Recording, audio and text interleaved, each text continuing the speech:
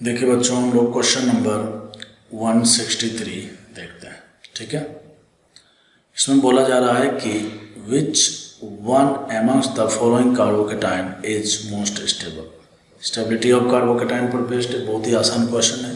ठीक है, देखिए यहाँ पर कार्बोकेटाइन है और इसके दोनों तरफ बेंजीन रिंग है।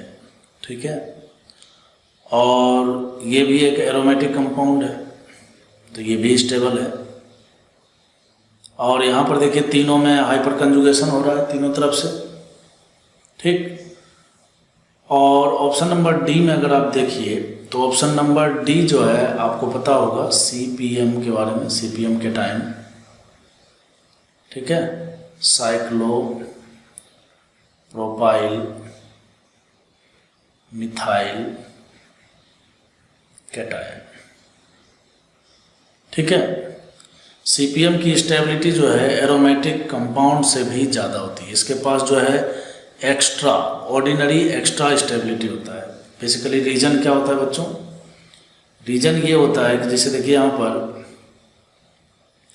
ये जो कार्बोकेटाइन है CH2+, तो यहाँ पर एक वैकेंट p ऑर्बिटल है।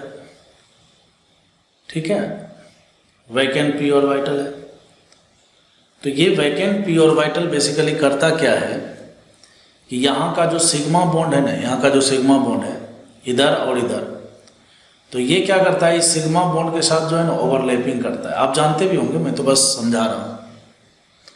तो इधर ओवरलैपिंग करता है। देखिए रेजोनेंस में क्या होता है, रेजोनेंस में पाई इलेक्ट्रॉन का डीलोकलाइजेशन ही तो होता है। मतलब पाई इलेक्ट्रॉन, जैसे देखिए यहाँ पर है CH2 डबल बॉन्ड CH फिर CH2+,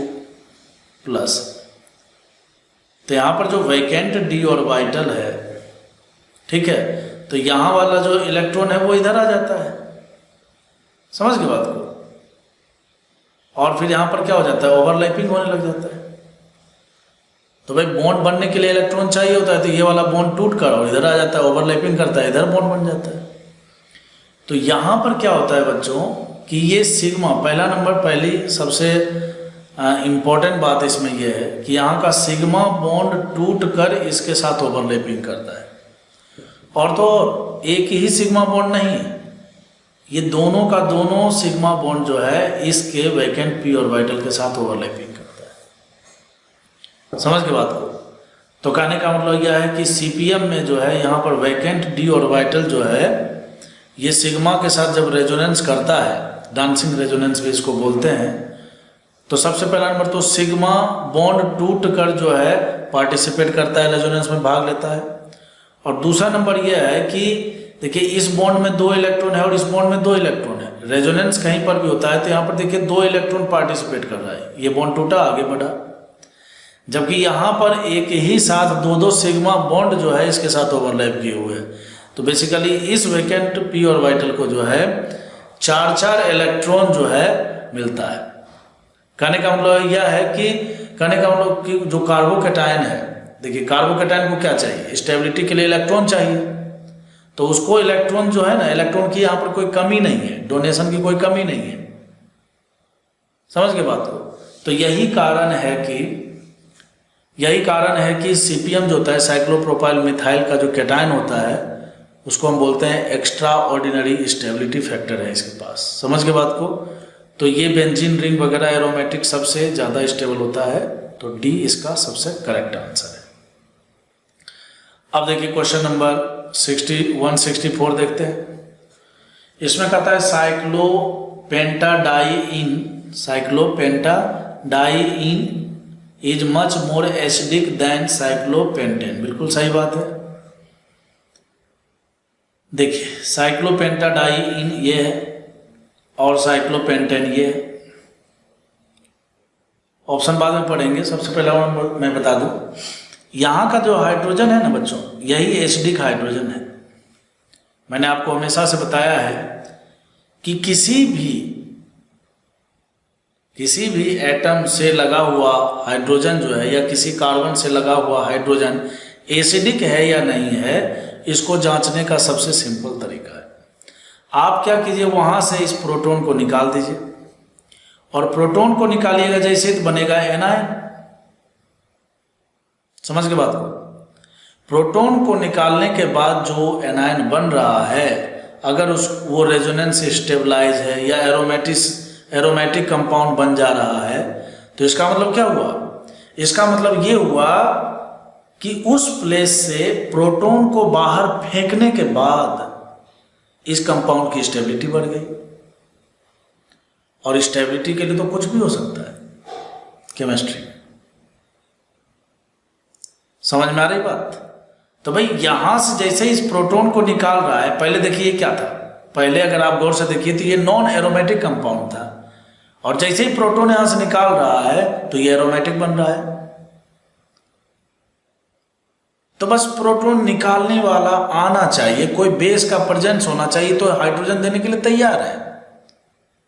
समझ के बात को? तो वही उसी पर बेस्ड क्वेश्चन है। कहता है cyclopentadiene is much more acidic then, मतलब इसके पास जो एसिडिक हाइड्रोजन है मतलब ये देने के लिए हाइड्रोजन तैयार है, तो स्वाभाविक बात है भाई मच मोर एसिडिक है, मतलब प्रोटॉन देने के बाद इसकी स्टेबिलिटी बढ़ जा रही है, तो तुरंत प्रोटॉन देने के लिए तैयार है। जो प्रोटॉन देगा वही क्या होगा? वही अच्छा एसिड होगा। Then cyclopentane, then region. कहता है साइक्लोपेंटाडाइन है द कंजुगेटेड डबल बॉन्ड, नहीं ये कोई मतलब नहीं। साइक्लोपेंटाडाइन इज sp2, ये भी नहीं। Cyclopentadiene is the strain free cyclic acid, ये भी गलत। साइक्लोपेंटाडाइन आयन, देखिए द कंजुगेट बेस ऑफ, देखिए प्रोटॉन निकालने के बाद जो एनायन बनता है उसको कंजुगेट बेस बोलते हैं, ठीक है। Is an aromatic species and has higher stability, तो ऑप्शन नंबर डी इसका सही आंसर है। समझ में आई बात?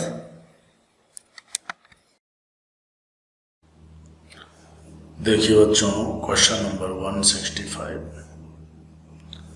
165 में बोलता है Friedel Crafts acylation reaction can be used to obtain the compound. इसमें से कौन कौन सा कंपाउंड ऐसा है जिसको फ्रीडल क्राफ्ट एसाइलेशन से, ठीक है, बनाया जा सकता है। कहने का मतलब यह है कि पहला क्वेश्चन लेना है और फिर आपको ये पता करना है कि क्या इसमें फ्रीडल क्राफ्ट एसाइलेशन हो सकता है। देखिए पहला कंपाउंड है कुछ इस तरह से, आप पहले क्या कीजिए, एनिसोल ले लीजिए, ठीक है। एनिसोल में क्या होता है? OCH3 होता है यहाँ पर। अब OCH3 में ऑक्सीजन जो है इलेक्ट्रॉन रिलीजिंग ग्रुप है, और इधर से आप ले लीजिए CH3COCl, ठीक है, AlCl3 के प्रेजेंस में। तो क्या करेगा ये AlCl3 यहाँ से इसको निकाल के कार्बोकेटाइन बनाएगा, ठीक है। अब उसके बाद जो है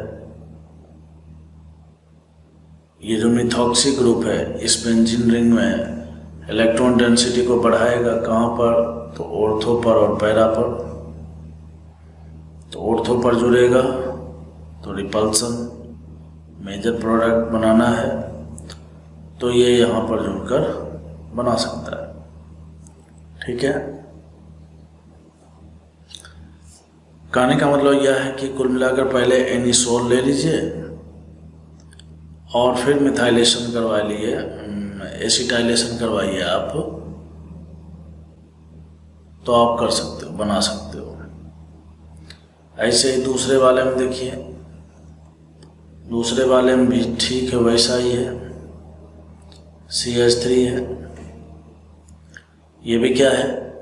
वीक डीएक्टिवेटिंग ग्रुप है, लेकिन है तो ऑर्थो पैरा डायरेक्टिंग ही। तो यहाँ पर भी वैसे ही, अगर CH3 C डबल बॉन्ड और पॉजिटिव चार्ज अगर लग जाए तो ये भी यहाँ पर जुड़कर आपको ये प्रोडक्ट दे सकता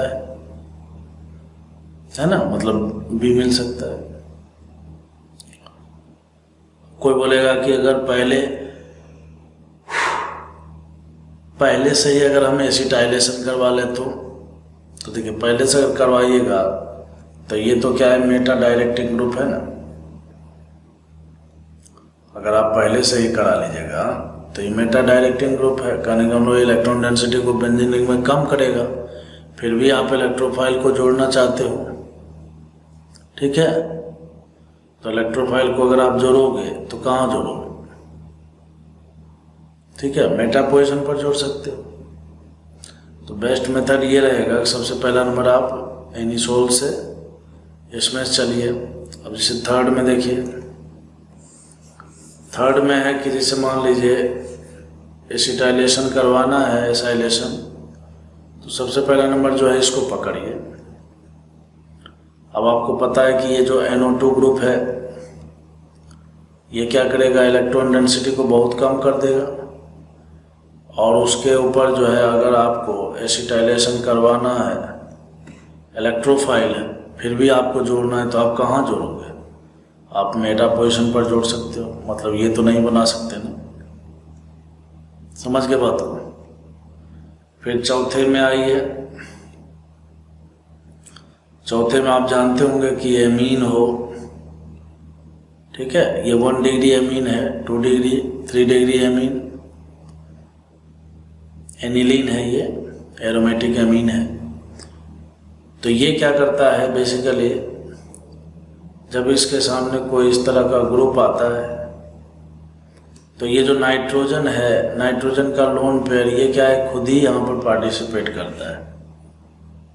ठीक है, कहने का मतलब आपने सुना होगा या पढ़े होंगे कि एमीन के केस में एसाइलेशन नहीं हो पाता है। समझे बात को? एसाइलेशन नहीं हो पाता। ये क्या करता है, नाइट्रोजन जो है खुद एज ए न्यूक्लियोफाइल बनकर ये इसके ऊपर अटैक करता है और ये इसके साथ बॉन्डिंग कर लेता है। ठीक है, तो प्राइमरी, सेकेंडरी, टर्सरी, ये देखिए यहाँ पर जो है 3 डिग्री एमीन है, तो यहाँ भी वैसे ही होना है। समझ गए बात को? तो कहने का मतलब है कि 1 और 2 उसमें ऐसा ऑप्शन है जिसमें फ्रीडल क्राफ्ट एसाइलेशन जो है बहुत ही आसानी से हो जाएगा और आपको प्रोडक्ट भी मिलेंगे। तो इसका आंसर होगा बच्चों सी। ठीक है, 1, 2। ठीक है,